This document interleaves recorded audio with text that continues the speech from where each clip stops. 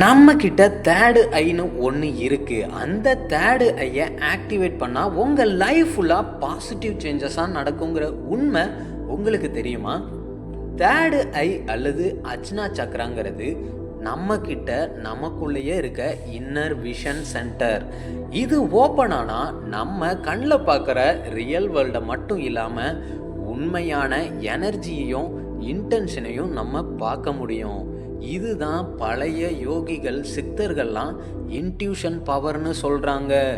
Third ஐயை open பண்ணுறது நம்ம normal ஐயை open பண்ணுற மாதிரி ஈஸியான விஷயம் இல்லைங்க. ஸ்லோவாக நேச்சுராக தான் அதை ஓப்பன் பண்ண முடியும். இந்த 5 சிம்பிள் ஸ்டெப்ஸை பண்ணிங்கன்னா உங்களுக்கும் கொஞ்சம் கொஞ்சமாக தேர்டு ஐ ஓப்பன் ஆகும்.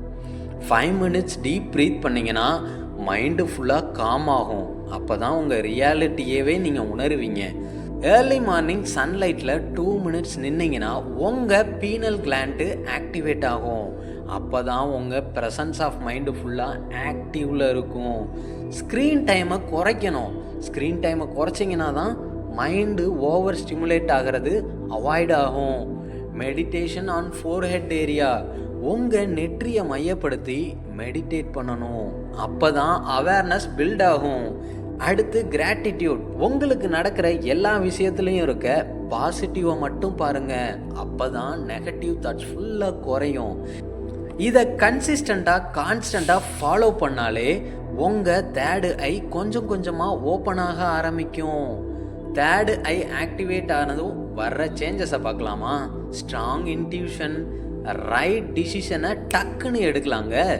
பீப்புளோட உண்மையான இன்டென்ஷனை ஈஸியாக அனலைஸ் பண்ணிடலாம். ஃபியர் குறையும். ஓவர் திங்கிங் டிஸப்பியரே ஆயிருங்க. டீப் ட்ரீம் எல்லாம் கிளியர் மைண்டாக நீங்கள் அனலைஸ் பண்ண முடியும். எனர்ஜி சென்ஸு எங்கேயோ போயிருங்க. லைஃபோட பர்பஸ் உங்களுக்கு ஃபுல்லாக தெரிய ஆரம்பிச்சிடும். இதெல்லாம் மேஜிக் இல்லைங்க, மைண்டோட கிளாரிட்டி அண்ட் ஸ்பிரிச்சுவல் அவேர்னஸ். நீங்கள் ரியல் வேர்ல்டை பார்க்க ஆரம்பிச்சிருவீங்கன்னு அர்த்தம். மறக்காமல் இதை உங்கள் ஃப்ரெண்ட்ஸுக்கும் ஷேர் பண்ணி அவங்களுக்கும் இப்படி ஒரு விஷயம் இருக்குன்னு தெரியப்படுத்துங்க.